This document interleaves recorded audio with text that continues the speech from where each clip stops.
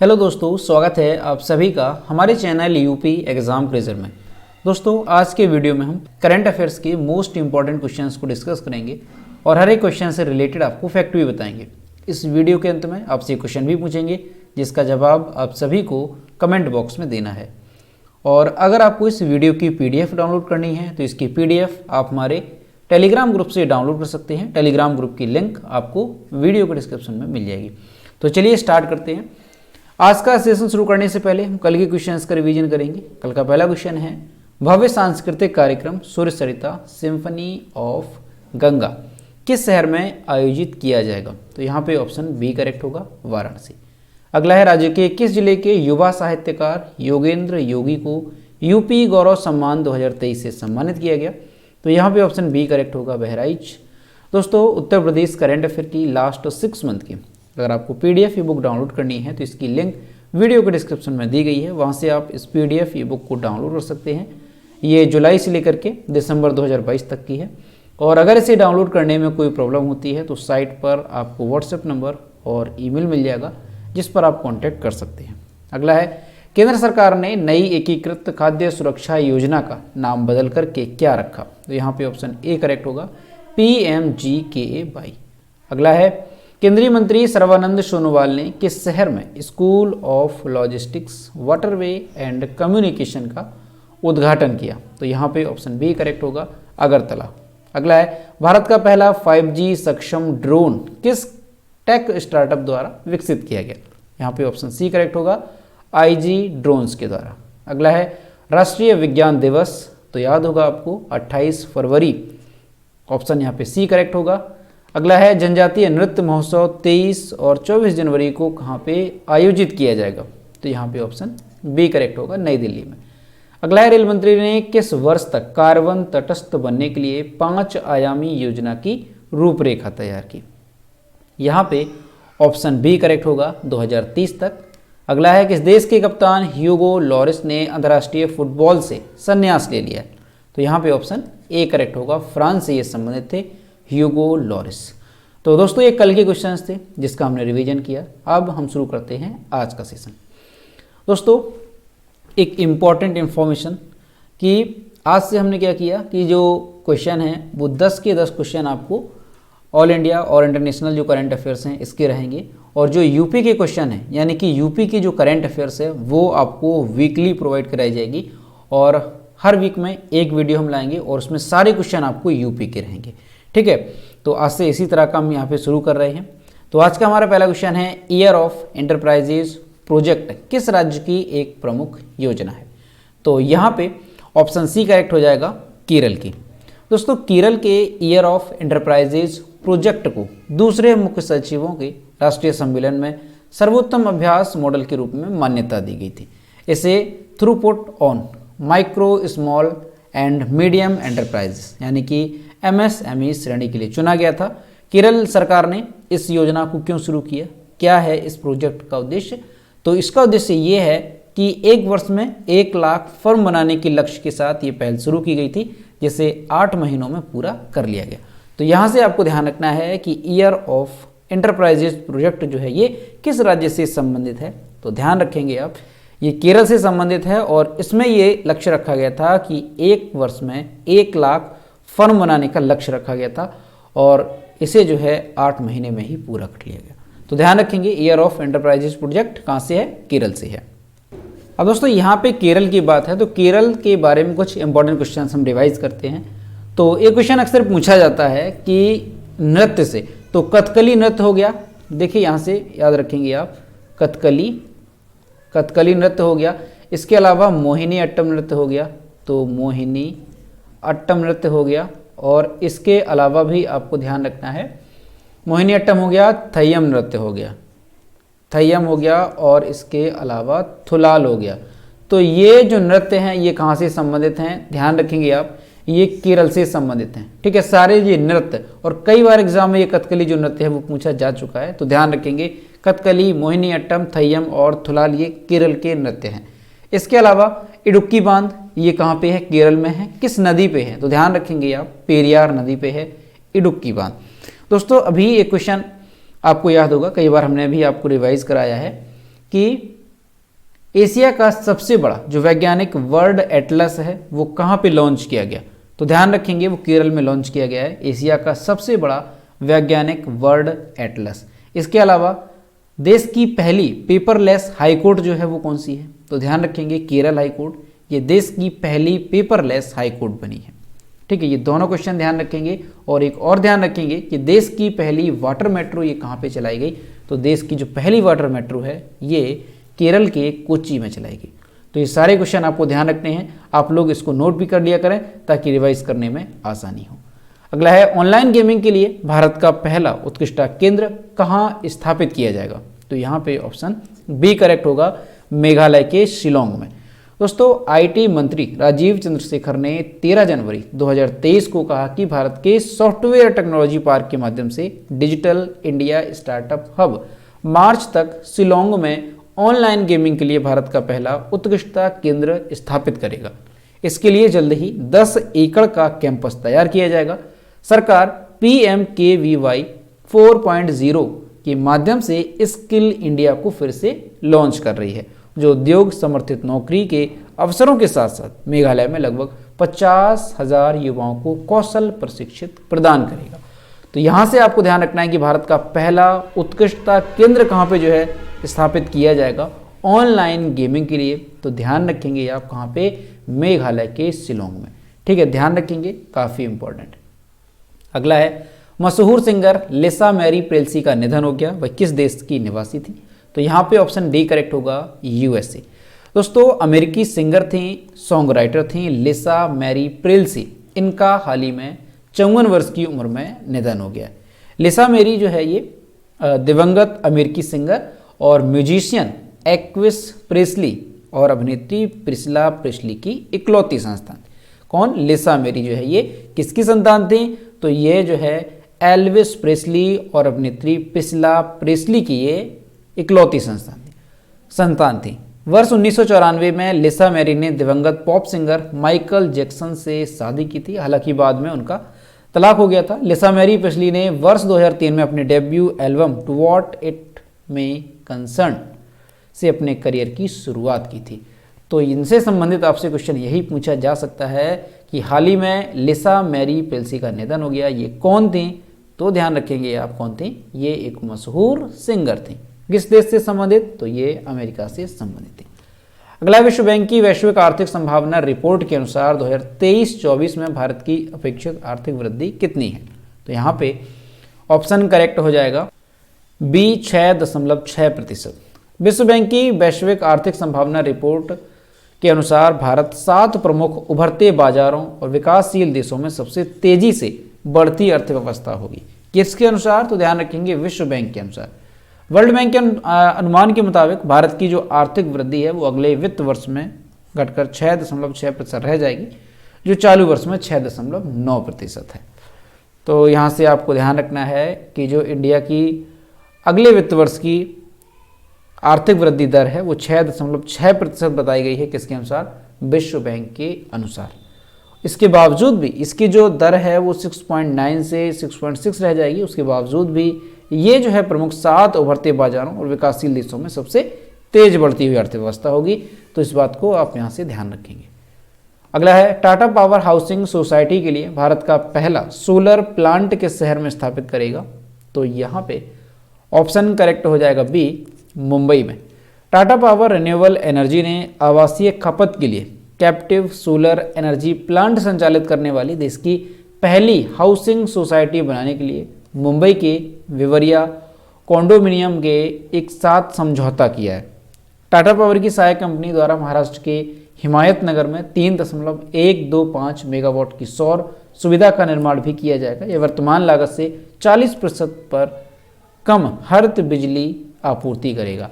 तो यहाँ से आपको क्या ध्यान रखना है कि हाल ही में देश की पहली जो हाउसिंग सोसाइटी बनाने वाली कंपनी है तो उसके साथ कहाँ पे भारत का सोलर प्लांट तैयार किया जाएगा, तो वो आपको ध्यान रखना है मुंबई में। ठीक है, और किसके साथ? तो ध्यान रखेंगे टाटा पावर ने इसके साथ समझौता किया। अगला है शांति कुमारी को किस राज्य की पहली महिला मुख्य सचिव के रूप में नियुक्त किया गया? तो यहाँ से ऑप्शन बी करेक्ट हो जाएगा, तेलंगाना। दोस्तों वरिष्ठ IAS अधिकारी हैं शांति कुमारी को तेलंगाना का नया मुख्य सचिव नियुक्त किया गया। शांति कुमारी ने राज्य की पहली महिला मुख्य सचिव के रूप में कार्यभार संभाला। शांति कुमारी निर्वर्तमान सोमेश कुमार का स्थान लेंगी, जिन्हें केंद्रीय कार्मिक और प्रशिक्षण विभाग ने तेलंगाना सरकार की सेवा से मुक्त कर दिया। तो ध्यान रखेंगे, इनका नाम इंपॉर्टेंट है कि जो शांति कुमारी हैं इनको तेलंगाना का नया मुख्य सचिव नियुक्त किया गया और ये तेलंगाना में मुख्य सचिव बनने वाली पहली महिला होंगी। तो इस तरह से क्वेश्चन इंपॉर्टेंट है, ध्यान रखेंगे। अगर पूछा जाता है कि हाल ही में शांति कुमारी को किस राज्य की पहली महिला मुख्य सचिव के तौर पर नियुक्त किया गया, तो वो किया गया कहाँ पे, तेलंगाना में। अगला है 20 फरवरी को कौन सा देश सोयूज MS-23 अंतरिक्ष यान अंतर्राष्ट्रीय अंतरिक्ष स्टेशन भेजेगा? तो यहां से ऑप्शन करेक्ट हो जाएगा बी, रूस। दोस्तों 20 फरवरी को मानव रहित तरीके से जो रूस है वो सोयूज MS-23, ये क्या है, ये एक अंतरिक्ष यान है, राहत एवं बचाव अंतरिक्ष यान है। तो इसको जो रूस है वो अंतर्राष्ट्रीय अंतरिक्ष स्टेशन भेजेगा। अब क्यों भेजेगा, क्या इसकी वजह है? तो दरअसल दोस्तों क्या हुआ कि रूस और यूक्रेन के बीच जो युद्ध हुआ उसकी वजह से अंतरिक्ष में फंसे जो एस्ट्रोनॉट्स हैं उसको बचाने के लिए ये प्रयास किया जा रहा है। दरअसल दोस्तों क्या हुआ कि इंटरनेशनल स्पेस स्टेशन में रूस के जो अंतरिक्ष यान है उसमें कूलेंट लीक होने की वजह से ये घटना हुई थी। रूस की स्पेस एजेंसी रोसकॉस्मोस ने बताया कि इस लीक के कारण स्पेस स्टेशन से उसे अपने अंतरिक्ष यात्रियों को निकालने के लिए ये जो अंतरिक्ष यान है सोयूज MS-23 इसको जो है 20 फरवरी को इंटरनेशनल स्पेस स्टेशन भेजना पड़ रहा है। तो ये इसकी वजह है कि जो सोयूज MS-23 एक अंतरिक्ष यान है ये क्यों भेजा जा रहा है, तो यही इसका कारण है कि रूस और यूक्रेन का जब युद्ध हुआ तो उसकी वजह से अंतरिक्ष यान में कूलेंट लीक हुई, उसकी वजह से जो उसके अंतरिक्ष यात्री हैं उनको निकालने के लिए इसको भेजा जा रहा है। ठीक है, तो ध्यान रखेंगे आप, ये अगर इस तरह से पूछा जाए कि सोयूज MS-23 क्या है, तो ध्यान रखेंगे राहत एवं बचाव अंतरिक्ष यान है, किस देश का है, तो ये रूस का है। ठीक है, ये चीज़ यहाँ से आपको ध्यान रखनी है। और दोस्तों रूस से ध्यान रखेंगे कि रूस की कैपिटल क्या है, तो मॉस्को रूस की कैपिटल है। रूस के प्रेसिडेंट कौन है, तो व्लादिमीर पुतिन रूस के प्रेसिडेंट हैं। और रूस की करेंसी क्या है, तो रशियन रूबल, ये जो है रसिया की करेंसी है। अगला है हाल ही में किसने स्वदेशी कैमरा ड्रोनी लॉन्च किया? तो यहाँ पे ऑप्शन सी करेक्ट होगा, महेंद्र सिंह धोनी ने। दोस्तों भारतीय क्रिकेट टीम के पूर्व कप्तान हैं महेंद्र सिंह धोनी। इन्होंने स्वदेशी कैमरा ड्रोन लॉन्च किया। ड्रोन का नाम क्या रखा गया, तो ड्रोनी इसका नाम है। ठीक है क्या ये स्वदेशी कैमरा ड्रोन है और नाम इसका ड्रोनी है, जो एक क्वाडकॉप्टर कंज्यूमर कैमरा ड्रोन है। इसको चेन्नई में ग्लोबल ड्रोन एक्सपो में लॉन्च किया गया। पूरी तरह से भारत में बने इस ड्रोन को गरुण एरोस्पेस ने बनाया। ड्रोनी बैटरी से चलने वाला ड्रोन है, इसे खास तौर पर निगरानी के लिए डिजाइन किया गया। तो इसे आपको ध्यान रखना है कि हाल ही में महेंद्र सिंह धोनी ने एक स्वदेशी कैमरा ड्रोन को लॉन्च किया है। उस ड्रोन का नाम क्या है, तो उसका ड्रोनी नाम रखा गया है। ठीक है, इसको ध्यान रखेंगे। और इसको बनाया किसने है, तो गरुड़ एरोस्पेस ने इसको जो है बनाया है और भारत में ये पूरी तरह से बनने वाला है। और खास तौर पर इसका जो इस्तेमाल है वो किस क्षेत्र में किया जाएगा, तो निगरानी के लिए इसको जो है यूज में लाया जाएगा। अगला है किस राज्य में जन्मे पूर्व केंद्रीय मंत्री और राजद नेता शरद यादव का निधन हो गया? यहाँ पे ऑप्शन डी करेक्ट होगा, मध्य प्रदेश। यहाँ आप इनकी इमेज देख सकते हैं, ये कौन थे, ये थे शरद यादव, जिनका हाल ही में निधन हो गया। दोस्तों पूर्व केंद्रीय मंत्री और राजद नेता शरद यादव का 12 जनवरी 2023 को निधन हो गया। इनकी एज कितनी थी, तो 75 वर्ष के थे और गुरुग्राम के एक निजी अस्पताल फोर्टिन्स में इन्होंने अंतिम सांस ली। इनका अंतिम संस्कार 14 जनवरी को मध्य प्रदेश के होशंगाबाद के बाबई तहसील स्थित उनके पैतृक गांव आंख मऊ में किया जाएगा। यानी अगर इनसे संबंधित पूछा जाता है कि इनका पैतृक गांव कौन सा है, तो वो कौन सा है, आंख मऊ, ये इनका पैतृक गांव है, यहीं पे इनका जन्म हुआ। 1 जुलाई 1947 को मध्य प्रदेश के होशंगाबाद जिले के बाबई गांव में जन्मे शरद यादव पहली बार 1974 में मध्य प्रदेश के जबलपुर से एक उपचुनाव में लोकसभा के लिए निर्वाचित हुए थे। तो देखिए यहाँ से आपको ये सारी बातें ध्यान रखनी है कि शरद यादव ये जो है कौन थे, ये राजनीति से संबंधित थे, पूर्व केंद्रीय मंत्री रहे और ये राजद नेता थे। ये भी ध्यान रखना है आपको। और इनका जन्म कहाँ पे हुआ था, तो 1 जुलाई 1947 को मध्य प्रदेश के होशंगाबाद जिले के बावई गांव में इनका जन्म हुआ था। लेकिन इनका जो अंतिम संस्कार है वो इनके पैतृक गांव आंकमो में किया जाएगा। ये बात यहाँ से आपको ध्यान रखनी है शरद यादव से संबंधित। दोस्तों शरद यादव जो है उत्तर प्रदेश से भी जुड़े रहे, और उत्तर प्रदेश की अगर हम बात करें तो उत्तर प्रदेश से कैसे जुड़े रहे, तो दोस्तों 1989 में, ठीक है, कब 1989 में जनता दल के सदस्य के रूप में इन्हें जो है यूपी के बदायूं से निर्वाचित किया गया था। ठीक है, तो ये इस तरह से ये यूपी से भी जुड़े रहे, यानी बदायूं से भी संसद सदस्य के तौर पर इनको जो है चुना गया था। तो इनका संबंध उत्तर प्रदेश से भी रहा, ये भी आप यहाँ से ध्यान रखेंगे। अगला है, किस मिशन के तहत खनिज संसाधनों की खोज के लिए भारत 3 व्यक्तियों को समुद्र तल से 6000 मीटर नीचे भेजेगा? तो कौन सा मिशन होगा? समुद्रयान मिशन, ऑप्शन यहाँ पे बी करेक्ट है। भारत समुद्रयान मिशन के तहत, कौन सा मिशन है? समुद्रयान मिशन। इसके तहत खनिज संसाधनों की खोज के लिए भारत 3 व्यक्तियों को समुद्र तल से 6000 मीटर नीचे भेजेगा। पृथ्वी विज्ञान डॉक्टर कौन है मंत्री? तो पृथ्वी विज्ञान जो मंत्री हैं डॉक्टर जितेंद्र सिंह, उन्होंने कहा कि मत्स्य 6000 नामक एक वाहन है जिससे 3 लोगों को ले जाया जाएगा और मिशन के अगले 3 वर्षों में साकार होने की उम्मीद है। ये डीप ओशन मिशन का हिस्सा है। इसका उद्देश्य क्या है? तो उद्देश्य इसका यही है कि समुद्र में खोज के लिए वैज्ञानिक सेंसर उपकरणों के साथ समुद्र में 6000 मीटर की गहराई तक 3 मत्स्यों को ले जाने के लिए एक स्वचालित मानव पनडुब्बी विकसित करना। ये इसका क्या है? ये इसका उद्देश्य है। और यहाँ से आपको ध्यान रखेंगे कितने व्यक्तियों को भेजा जा रहा है? तो 3 व्यक्तियों को भेजा जा रहा है। किस मिशन के तहत? तो समुद्रयान मिशन के तहत। और खनिज संसाधन की खोज के लिए ही इनको जो है 6000 मीटर नीचे भेजा जा रहा है। अब दोस्तों यहाँ पे जो आपने एक वर्ड देखा कि ये डीप ओशन मिशन का हिस्सा है, तो ये जो समुद्रयान मिशन है ये डीप ओशन मिशन का हिस्सा है। तो डीप ओशन मिशन क्या है, इसके बारे में थोड़ा देखेंगे। तो दोस्तों जून 2021 में पृथ्वी विज्ञान मंत्रालय द्वारा इसको जो है लॉन्च किया गया था, डीप ओशन मिशन को। इसका उद्देश्य यही था कि गहरे समुद्र में समुद्री संसाधनों का पता लगाना, महासागरीय संसाधनों के सतत उपयोग के लिए समुद्र की प्रौद्योगिकी को विकास करना, प्रौद्योगिकी को विकसित करना, ये इसका उद्देश्य था। और जो भारत सरकार की नीली अर्थव्यवस्था के संबंधित जो पहले हैं उनको आगे बढ़ाना, ये डीप ओशन मिशन का हिस्सा था। डीप ओशन मिशन था जिसके तौर पे अभी जो है समुद्रयान मिशन को शुरू किया गया। और इसका भी उद्देश्य यही है कि जो 3 व्यक्ति हैं उनको समुद्र तल से 6000 मीटर नीचे भेजा जाएगा। किस लिए भेजा जाएगा? तो खनिज संसाधनों की खोज के लिए उन्हें भेजा जाएगा। ठीक, तो ये चीज़ आपको ध्यान रखनी है। पूछा जा सकता है समुद्रयान मिशन किससे संबंधित है, तो यहाँ से आप लोग याद रखेंगे। तो दोस्तों ये थे मोस्ट इंपॉर्टेंट करंट अफेयर के क्वेश्चन जो कि हमने डिस्कस किए।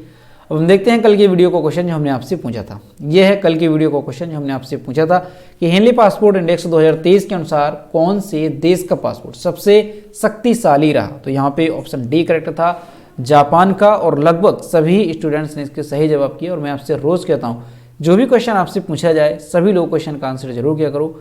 ये है आज का क्वेश्चन, हाल ही में T20 अंतर्राष्ट्रीय में सबसे तेज 1500 रन बनाने वाले बल्लेबाज कौन बन गए? यहाँ पे जो भी करेक्ट आंसर है वो आपको कमेंट बॉक्स में बताना है और सभी लोग कोशिश करेंगे कि क्वेश्चन का आंसर करें। तो दोस्तों आज का वीडियो कैसा लगा? अगर वीडियो पसंद आया हो तो इसे लाइक करें, अपने दोस्तों के साथ शेयर करें।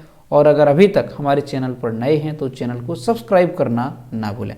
साथ ही बेल आइकन को भी प्रेस करें ताकि टाइम टू टाइम नोटिफिकेशन आप तक पहुँचता रहे। तो मिलते हैं नेक्स्ट वीडियो में। Thank you.